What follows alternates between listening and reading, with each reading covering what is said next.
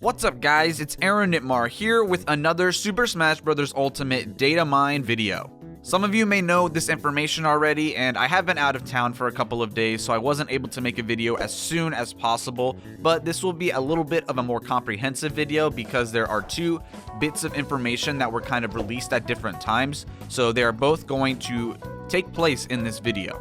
And they both concern the next DLC character, which of course is Joker from Persona 5. Dr. Hypercake on Twitter is the one that discovered all of this information by looking through some of the data for Super Smash Bros. Ultimate. I think that a lot of the actual data hasn't actually been scoured through yet, so that's why we're still learning some new things, even though we've already known that Jack and Joker are in the game and have data and information in the game. We simply have not had all of the data sort of analyzed, so that's why slowly and surely some new things are going to be revealed.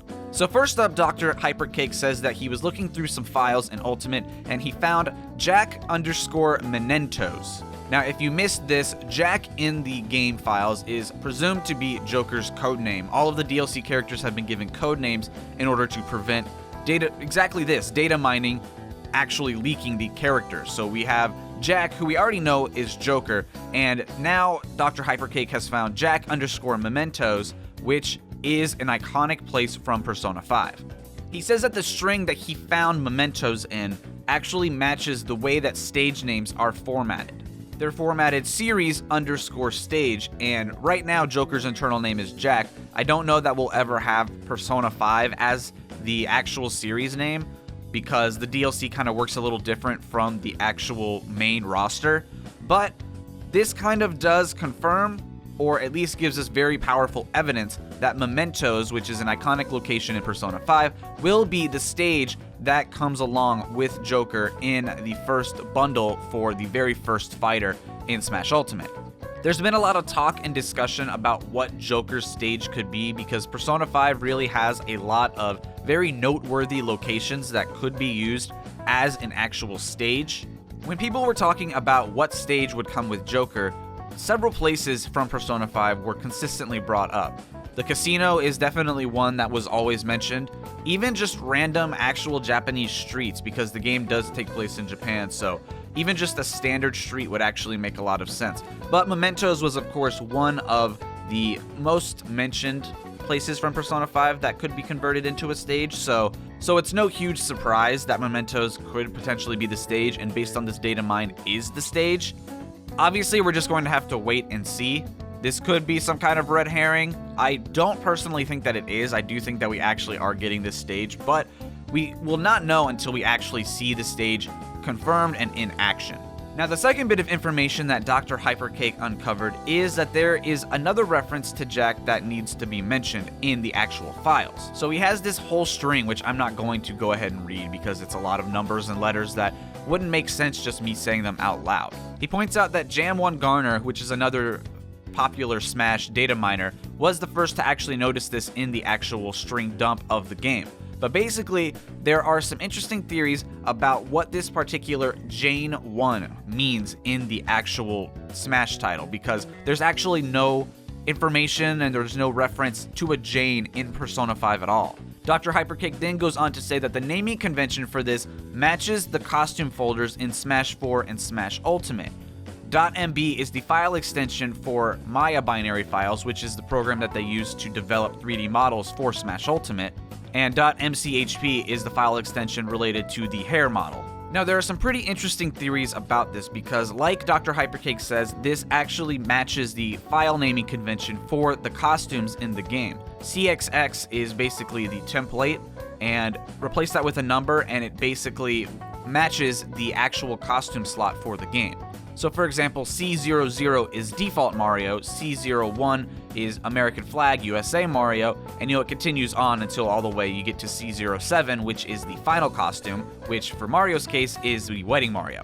So it doesn't make sense that Joker would have some kind of a ponytail hair system that's been completely developed for this game, because Persona 5 as it stands doesn't have an alternate gender option like other RPGs do. This game plays where you are the character, you are Joker, and that's how the game plays. So it doesn't make sense that they would basically have this whole system in place for a character that doesn't have a ponytail. Now, the standing theory is that Joker is going to be one of those characters that has a male and a female alternate costume, similar to Corin or Robin. But the interesting thing about this is, like I said, Persona 5 itself doesn't have this option. You play as Joker, you are the male character, and that's it. Now, if you look at the tweets replying to this thread on Twitter, you can see that there are several theories about what this actually means. So I kind of want to go over a couple of those theories because some of them are very, very interesting to me. So the first theory is that P5R is going to have a female option. So if you don't follow Persona 5, P5R has been, I think, trademarked, and the domain has been purchased by Atlus. And so basically people are thinking that there is going to be not a sequel, but sort of a gold version of Persona 5 that's coming out soon. This is pretty common. Persona games usually have sort of a master version, which kind of improves upon the game, maybe has some extra content. And so people are basically expecting Persona 5 to get a follow-up version. I guess you can kind of think of it as the Pokemon Yellow or the Pokemon Platinum of Persona 5 games, where it kind of improves upon the base game, adds some extra content, and basically is a re-release. And basically the theory is that some people are saying that Persona 5R, P5R, whatever that ends up being, is going to have a female option, which is new content from Persona 5 Basic. That only has the Joker option. This game is presumably going to have Joker male, Joker female, and those codenames are Jack and Jane in the game and in Smash. So the theory is that maybe the game is going to come to Switch, and they're waiting on Atlus to reveal Persona 5R for Switch, and then reveal the female protagonist, and then they can safely reveal both the male and female playable characters for Super Smash Bros. Ultimate. And the reason we haven't seen any gameplay is that Atlus has not yet to reveal this alternate appearance of Joker. Another theory is that Jane is actually just the codename for another character that is a party member in Persona 5 named Anne, and this is simply the modeling for one of her ponytails, and they just found it in the actual data. And the theory is that this is going to be a part of Joker's final Smash. Sakurai has said that all-out attack is one of his favorite things in Persona, and so there is a standing theory that this is going to be his final Smash. If you don't know what all-out attack is, it's kind of self-explanatory. All-out attack basically allows all party members to attack at once. You can kind of think of it like Shulk's final Smash, where his party members appear and start to attack the enemy. And so simply put, this ponytail model is for Anne and is for the final Smash, and it simply accidentally got shown in the strings, and it doesn't actually have anything to do with Joker. Now, the counter to this is it's tied to specific costume slots, and as far as I know, that doesn't actually have anything to do with the final Smash, if that's the case. Like I said, there are other characters that have this. Shulk is one, Lucas and Ness also have party members appear, and I don't think these are specifically tied to a CXX style costume slot, so that kind of counters that theory that it's for the final Smash. Another theory is that maybe it's an Echo Fighter, and so instead of having an alternate costume for Joker, it's going to be an Echo Fighter. I don't really think this is the case.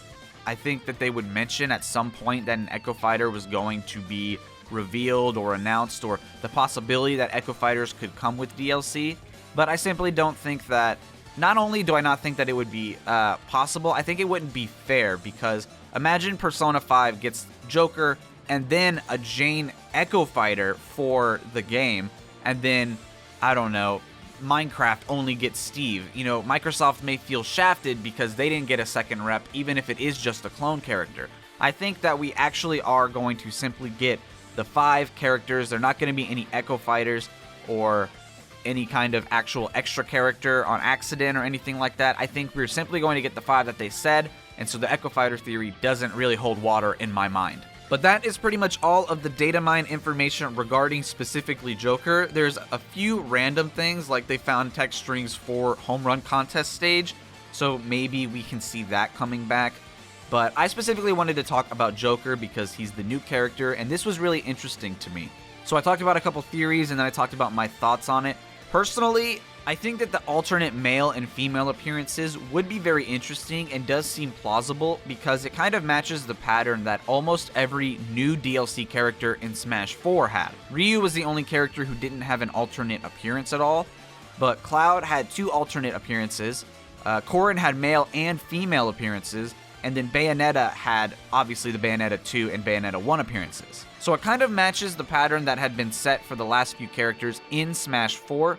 The only issue, of course, is that there is no actual female alternate yet. Now, obviously, the theory is that maybe there is the female option that will come in the Persona 5 R, but we haven't seen that yet, so it seems like kind of a jump to actually make that assumption as now, but anything, I guess, is possible. It's very possible that they could make a female option, and then for Sakurai to be in on that and kind of dual reveal that this is going to be a male and female character. My only issue would be that the female option would be so new that not a lot of people would either play as it or really would kind of like that, I think. You know, with Bayonetta and Cloud, these were like well-known alternate appearances. Even Robin and Corrin, at least those were options that were already in the game. So from like a community standpoint, I can see people being like, oh really? We're gonna get a female option in Smash and the game hasn't even been out yet? So it does seem a little weird, but it doesn't seem outside the realm of possibility yet. Well, because I think Corrin actually did have both the male and female options available in Smash before Fire Emblem Fates even came out. But then, of course, the counter to that is that's a Nintendo property, so of course that they would have the inside knowledge on that, and of course they would do that anyway. So I don't know, this is definitely an unprecedented thing that has happened for Smash, or presumably will happen for Smash if it does happen. Obviously, we don't know until we see either confirmation for P5R having a female option, or we just gotta wait till April when they actually release Joker. But either way, it's definitely really, really interesting. So I'd love to know what you guys think about it down in the comments below. What do you think about the stage? Because I kind of glossed over that because I think it's pretty straightforward that Mementos will be the stage. But I'd love to know what you think about the stage. Do you think that there could have been a better stage? Do you really like the choice for the stage? And then what do you think about the male and female theory, or what do you think that Jane 1 pony hair system could potentially be for the actual game if it's not an alternate female appearance? That's going to be it for this video, you guys. If you enjoyed, be sure to hit that like button. If you guys are new, be sure to subscribe so you don't miss any more Super Smash Bros. Ultimate news. I hope you guys enjoyed the video. I will see you guys next time. Peace out. Have an awesome day.